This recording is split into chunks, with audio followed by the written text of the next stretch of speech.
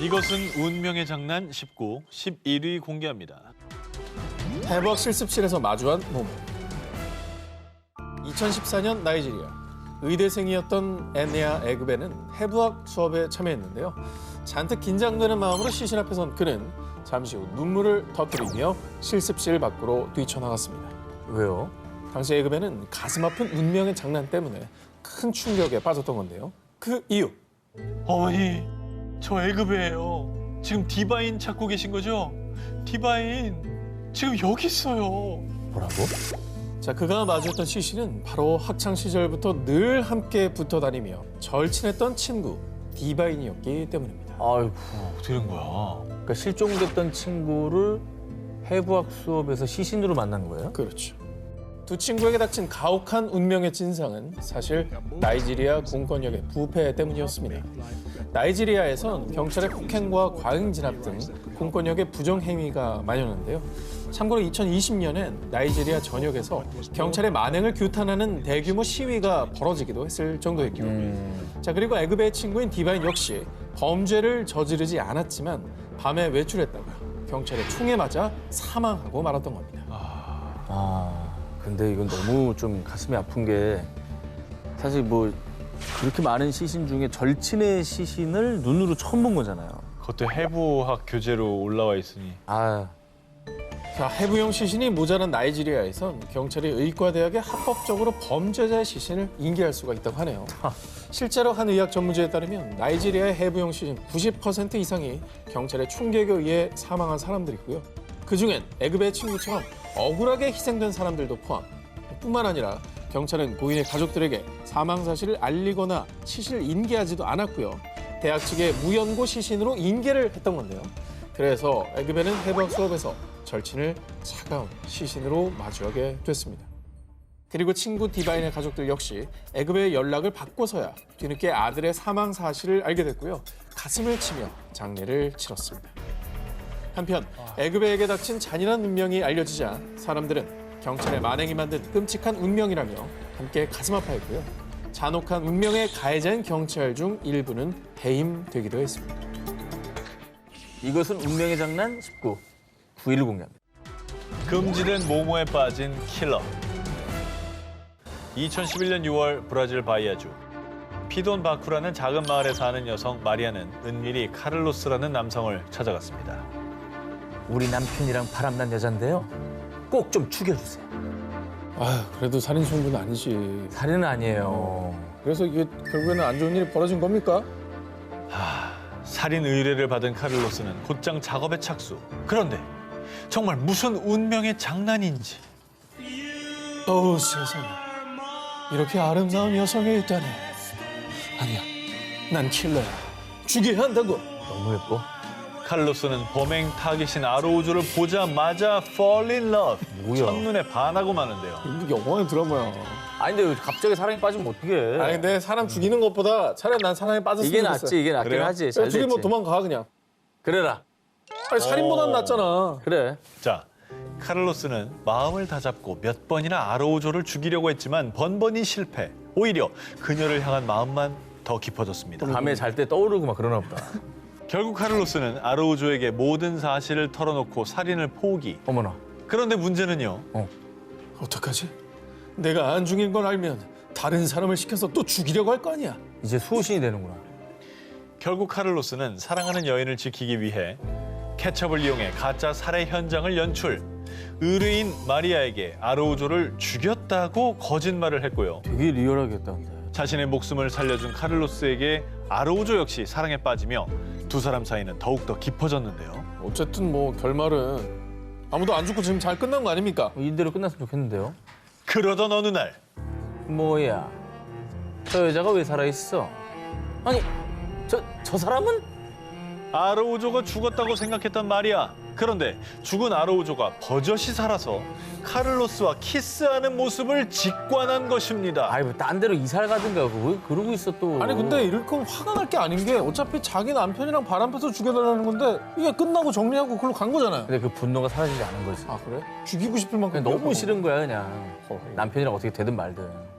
분노에 찬 마리아는 아르우조가 자신의 돈을 훔쳤다며 거짓 신고를 했고요. 이에 카를로스는 도둑으로 몰린 여자친구를 구하기 위해 경찰서에 찾아가 모든 사실을 자백. 결국 살인 청부 사건의 모든 전말이 밝혀지게 됐습니다. 2017년 대만 2년간 열애를 이어오던 린 샤오펜과 리안 지챙은 정식으로 결혼을 약속. 그리고 샤오펜은 곧 남편이 될 지챙에게 조심스럽게 이야기를 꺼냈는데요. 9년 전에 내가 죽을 뻔한 적이 있는데 어떤 사람이 날 구해줬거든. 그 사람한테 꼭 당신을 인사시키고 싶어. 생명의 은인이 있으니까 덕분에 내가 잘 살아서 이렇게 결혼까지 합니다. 그렇죠. 인사를 하고 싶었나 보네. 평생에 본인의 남자를 만났기 때문에 나를 여기 있게 해준 사람 만나게 해주고 싶은 그렇죠. 감사 인사를 올리는 거죠. 네. 뭔 죽을 고비를 다 겪으셨어요. 네, 9년 전인 2008년 샤오펜은 큰 교통사고를 당했는데요. 당시 출혈이 심각한 데다가 샤오펜은 지혈이 잘 되지 않는 혈소판 감소증을 앓고 있었기 때문에 생명이 매우 위독한 상태였습니다. 하지만 혈액과 혈소판이 동시에 필요한 그녀에게 딱 맞는 혈액을 찾기란 쉽지 않은 일이었는데요. 정말 위험했네요. 근데 어쨌든 그 순간 기적적으로 도움을 준 분이 있었다는 얘기네요. 그렇습니다. 샤오펜의 생사의 갈림길에 서 있던 그때 정말 기적처럼 익명의 헌혈자가 나타나 응급 상황이었던 샤오펜을 구한 겁니다. 그리고 그 익명의 헌혈자는 정기적으로 병원을 찾아 혈액을 공급. 덕분에 샤오펜은 치료를 받는 동안 그 헌혈자의 혈액을 수혈받아 건강을 되찾을 수 있었던 겁니다. 익명이었다니 또. 정말 감사한 분이네. 한 번도 아니고 여러 번. 천사네, 천사. 익명으로. 이게 혈액이 21세기 과학으로도 만들 수가 없어요. 헌혈밖에 방법이 없거든요. 그런데 이제 저렇게 누군가가 도움을 준 거는 진짜로 생명을 구한 거나 마찬가지죠. 놀랄 만한 소식은 지금부터입니다. 그런데 말입니다. 나도 비슷한 시기에 자기가 입원했던 그 병원에서 헌혈을 여러 번 했는데. 아이, 설마 진짜? 에이, 설마 오늘 다 싫어합니까? 이게 드라마에서 이런 내용이죠? 이거 아니에요. 그러면 너무 자기적이라 소리 듣습니다. 이게 말이 되나? 샤오펜도 혹시나 하는 마음에 해당 병원을 찾아갔는데요. 자, 병원에서 알려준 당시 혈액 기증자의 정체는 대만 신주시 출신의 리안 지챙이라는 남성분이시네요. 9년 전의 생명의 은인은 바로 지금의 남자친구인 리안 지챙이었던 겁니다. 그러니까 나는 더 대박인 게 그러니까 이걸 알고 사귄 게 아니라 결혼할 사람을 소개시켜 주려고 찾다 보니까 얘기하다가 당신이었어? 이렇게 된 거잖아요. 이 얘기 안 꺼냈으면 또 둘 다 몰랐을 거예요. 그렇지. 평생 모르고 살 수도 있는 거지. 같은 피가 흐르는 두 사람이네. 부부싸움은 쉽지 않겠네요. 내가 너를 어떻게 살렸는데? 그래 널 살린 사람한테 할 소리야! 이럴 만한 말을 하실 인품이 아니십니다. 네. 저분은 혹시 나고 9년 전 자신을 살릴 생명의 은인이 남자친구 지챙이였다는 걸 알게 된 샤오펜은요. 전 남자친구에게 2번이나 구원받았어요. 한 번은 아팠을 때고 또 한 번은 진정한 사랑을 알게 해준 지금이죠.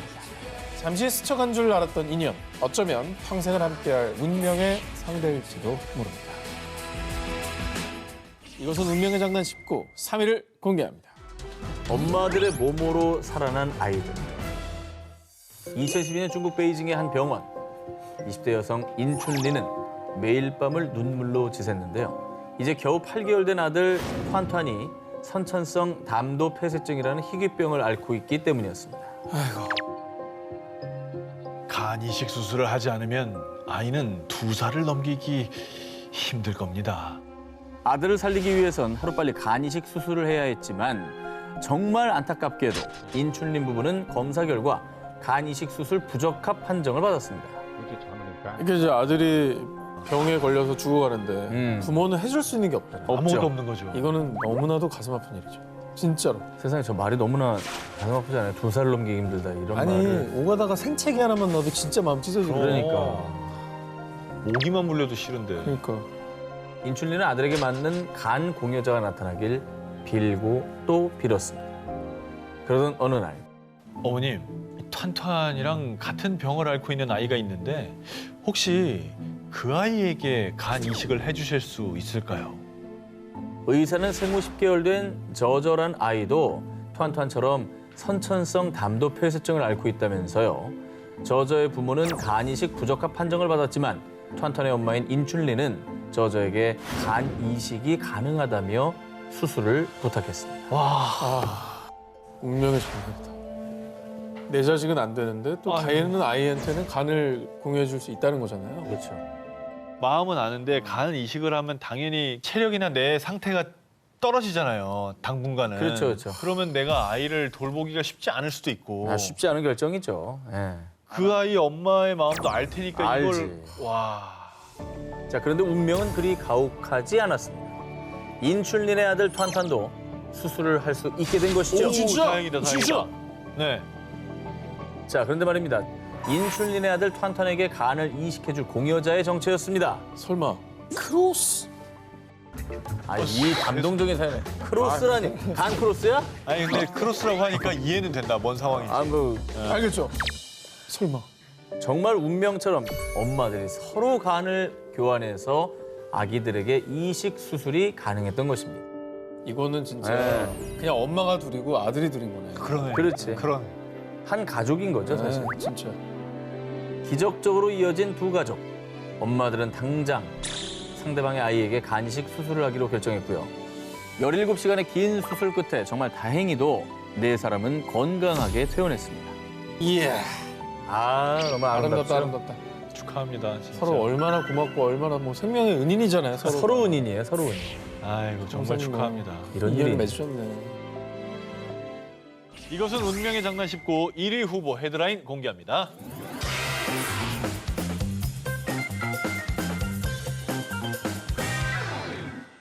경기자 1위 후보를 공개하겠습니다.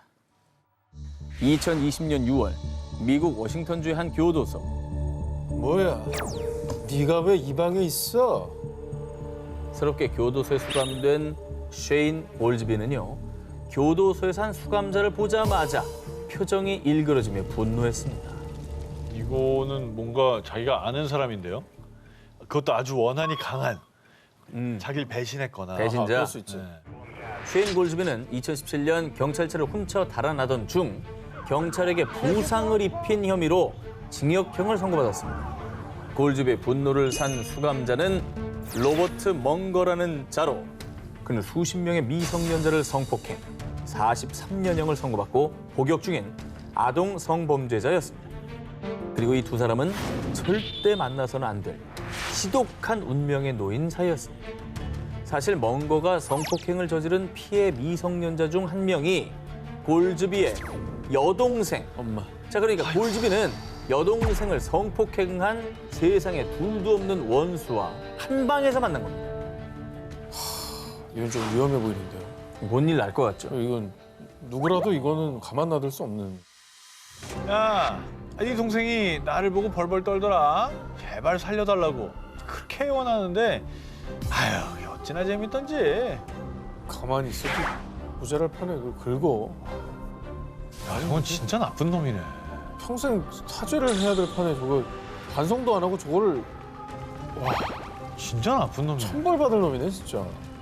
이 같은 일이 반복되자 골즈비는 결국 화를 참지 못하고 멍거를 무자비하게 폭행. 큰 부상을 입은 멍거는 곧바로 병원에 옮겨졌지만 결국 사망하고 말았습니다.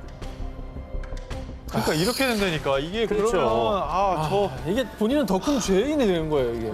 아니 저 오빠가 사람을 죽였으니까 잘못했는데 이거는 어차피 마음도 인지상정으로 난 이해. 솔직히 심정적으로는 아이, 이해가 그럼. 가잖아. 그러니까 그게 벌어지기 전에 교정 당국에서 이걸 좀 나눠놨어야지. 당시 교정국은 골즈비와 멍거와의 관계를 미리 알지 못했다고 해명했습니다. 결국 이 사건으로 또다시 재판에 선 골즈비. 제게 왜 이런 일이 일어났는지 모르겠어요. 그 자식이 평생 감옥에서 보내는 걸 보고 싶었을 뿐. 결국 골즈비는 25년형을 추가로 선고받았다고 합니다. 운명이 정말 가혹하네요 진짜. 이건 정말 가혹하죠. 너무 화나는 상황이다 이거. 그래. 자 이제 분노는 좀 가라앉히고요. 아름다운 기사로 그 2위로 하겠습니다. 2018년 중국 부어 씨는 어렵게 얻은 외동딸의 결혼 준비를 위해 예비 사돈과 만났는데요. 자 그런데 얼마 후 부어 씨는 갑자기 딸의 결혼을 극구 반대했습니다. 어머 왜요? 예비 선우를 만나자마자? 원수 집안이었네. 그러니까. 뭐가 원수가 있네. 자, 먼저 예비 사돈과 만난 날로 돌아가 보겠습니다. 자, 예비 사부인을 본 거 씨는 그녀가 한눈에 과거 결혼을 약속했던 첫사랑이라는 사실을 알았잖아요. 와 씨. 와. 이게 아름다운 기사입니다. 뭘 뭐 하자는 겁니까 지금? 자, 지금부터 시작입니다. 이들의 드라마는 한치 앞도 내다볼 수 없는 운명의 소용돌이에 빠지게 됩니다. 예비 사위 왕유지를 본 구호 씨는 아니 아무리 봐도 나 젊었을 때 모습이랑 똑같은데. 설마 야 이거 진짜. 이런 거에 강해. 옛날에 일본 드라마도 하더니. 사쿠라 신주 계열이죠. 사쿠라기 순주인데 이거. 자, 와. 만약에 첫사랑과 헤어졌을 당시 아이가 생겼다면 딱 예비 사위의 나이였고요. 아이, 왠지 모르게 자신과 닮은 모습. 구호 씨는 혹시나 하는 마음으로 가족들 몰래 예비 사위와 자신의 DNA 검사를 의뢰했습니다. 아 합리적 의심이 생기지. 아니 그 이 경우에 만약에 그게 맞다면 자기 딸하고 반은 형제인 건데 그래, 안 결혼하게 되지. 하기 좀 그렇긴 해요. 아니, 근데 안 결과를 되지. 아직 안 들으셨잖아요. 아이 뭐 결과가 뭐겠어 그럼. 그 결과 그의 직감대로 예비 사위 왕유진은 친아들이 맞았습니다. 아이고야.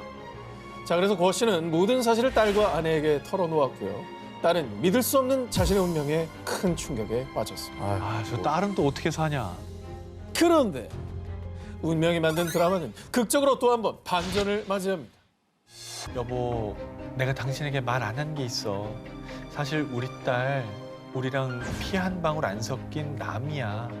그건 또 뭔 소리야? 어?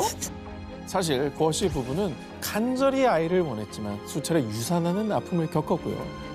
당시 간절히 아이를 원했던 아내는 결국 사업차 타지에 나가 있는 남편 구호 씨에게 유산 사실을 숨긴 채 몰래 아이를 입양해 친딸처럼 키웠던 겁니다. 그 딸은 유전적으로 남이었던 남이었던 거네요. 거예요. 하마터면 운명의 장난으로 결혼하지 못할 뻔한 자녀를 역시 운명의 여신의 축복 속에 결혼의 성공. 모든 게 엉킨 실타래가 풀어졌습니다. 둘은 진짜 운명적인 만남이긴 하네. 그럼 여기서 제일 황당한 사람은 그 아들의 아빠예요. 그러네. 우리는 안 좋은 쪽을 보지 맙시다. 우리 행복한 커플의 결혼을 축하해 이렇게 줍시다. 이해간 거야.